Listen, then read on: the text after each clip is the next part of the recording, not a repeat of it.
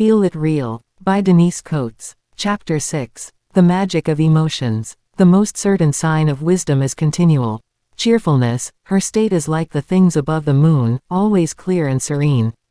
Michel de Montaigne. Understanding our emotional lives is important for creating the lives we love.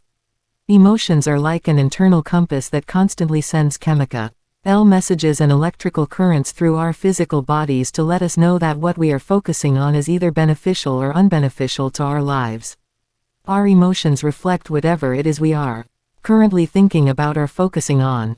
When we focus on what we do want, we feel better emotionally. When we focus on what we don't want, we feel negative emotions. Why are so many people afraid to listen to and feel their emotions? Perhaps, letting down our emotional walls makes us feel out of control. Many of us have been taught to ignore, negate, belittle, and repress our emotions for so long that our lives have become a constant struggle to avoid our emotional guidance. The more we attempt to ignore our emotions, the more intense they become. The more intense they become, the more intimidated we become by their intensity. The more intimidated we become, the more we attempt to ignore them. And the cycle continues. It is easy to see how someone could become frightened if they think that the intensity of their emotions could somehow be dangerous. Nothing could be further from the truth. If we learn to re-assimilate our emotional lives back into our psyches, we would feel more integrated with mind and body. We'd free up so much more energy to experience the present moment without constantly guarding ourselves, and we would be better able to direct our emotions in creative ways, thus allowing us to better shape the course of our lives. When we know how we're feeling, we know how we're vibrating. When we know how we're vibrating, we know what we're attracting. The easiest way to change what we're attracting is to change what we're feeling, but we can't change how we're feeling until we know how we're feeling. Thus, cultivating a moment-to-moment awareness of our emotions is like noticing when our musical instrument is out of tune, so that we may tune it. If we assume it's in tune or ignore that we are out of key, the song of our life suffers.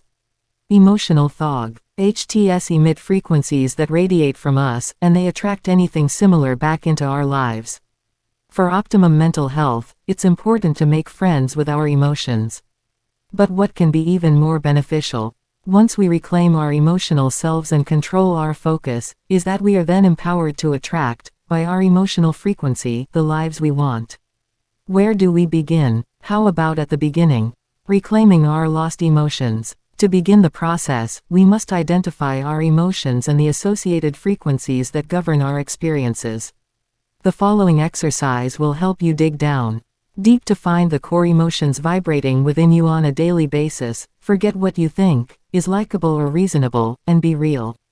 The fact that you hide your emotions doesn't mean they aren't still vibrating and secretly running, and sometimes ruining your life. Be as honest as possible with this exercise. Try not to censor yourself about what are acceptable and unacceptable emotions. Acknowledgement is the first step toward making friends with your emotions. Have you ever been hurt because a friend, potential lover, or fellow worker ignored you?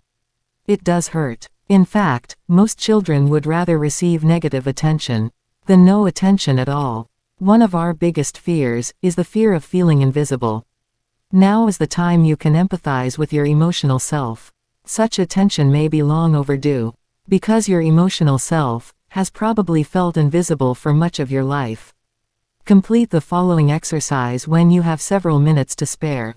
Try to do it all at once, rather than in segments. Meeting your disowned emotional self. Say the following questions out loud, then fill in the blanks with the first answer that comes to mind. 1. The emotions I am most afraid to express in my life are. Write it down. 2. Growing up, it was never okay to feel. Write it down. 3. I get really embarrassed when the emotion of. Write it down. Takes over. 4. When I was a child, I used to feel a lot more. Write it down. 5. It seems to me that when I feel. Write it down. I get in a lot of trouble. 6. My mother rarely lets herself feel. Write it down. 7. My father rarely lets himself feel. Write it down. 8. If I knew no one would judge me for it, I would let myself feel. Write it down. 9. The emotions I'm most likely to hide from others are. Write it down. 10. The emotions I feel safe expressing are. Write it down. 11. I was encouraged to feel. Write it down. As a child. 12. My mother seemed to let herself feel. Write it down. 13. My father seemed to let himself feel. Write it down. 14. I have been given the most approval in my life for feeling. Write it down. This exercise helps you to reclaim the ability to listen to your feelings and re-establish a solid relationship between you and your emotional guidance system, so that, from this awareness, you may more deliberately pick and choose the emotional signals you want to send out to the universe, thus attracting more desirable circumstances to you. It's truly important to give yourself permission to feel all of your emotions. I once read an article about a girl who was diagnosed with a syndrome where she wasn't able to feel physical pain. You may think that would be a good thing, but her parents sure didn't. They, or someone they trusted, had to be with her 24/7 to make sure she didn't accidentally hurt herself and not know it. This may sound extreme, but most of us live our whole lives numbed to what our emotions are trying to tell us. Our emotions were designed to guide us. In the same way that physical pain and pleasure were designed to guide us away from hurtful things and toward helpful things. Emotions like anger, grief, frustration, and fear have important messages to give us. They signal that our thoughts aren't in alignment with our desires. Psychologists and scientists have verified that suppressing emotions over time can cause mental and physical illness. As we allow ourselves to listen to our emotions, we are more able to deliberately choose our emotions. When we feel a negative emotion, we can look for the thought causing the emotion and shift it towards something that makes us feel better. This process can be done gradually, by feeling a little bit better at a time. We can go from rage to anger, to a light frustration, to humor about a situation, by gently guiding ourselves toward happier thoughts. Try the following. A little bit better game. Pick a topic in your life that is causing you negative emotion. It's C. Old be something that causes you frustration, sadness, worry, etc. Example. I am angry that my boss gave that promotion to this other person, even though I am more qualified. My problem. Write it down. Now identify the emotion you feel. Example, anger. Write it down. Now accept the emotion by feeling it completely.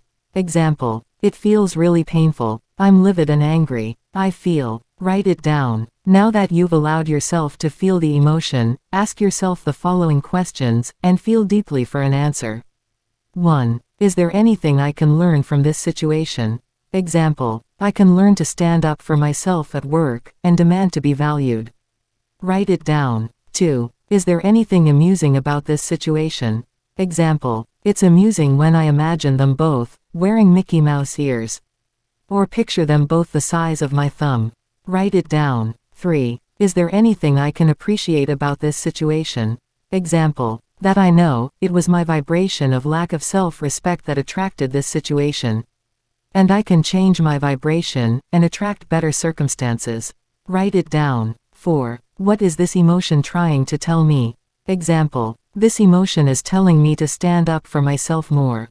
To raise my standards. Write it down. Asking yourself these kinds of questions can gradually get you feeling better about the subject, thus changing your vibration, which, in turn, creates better outer conditions. Have you ever seen small children playing?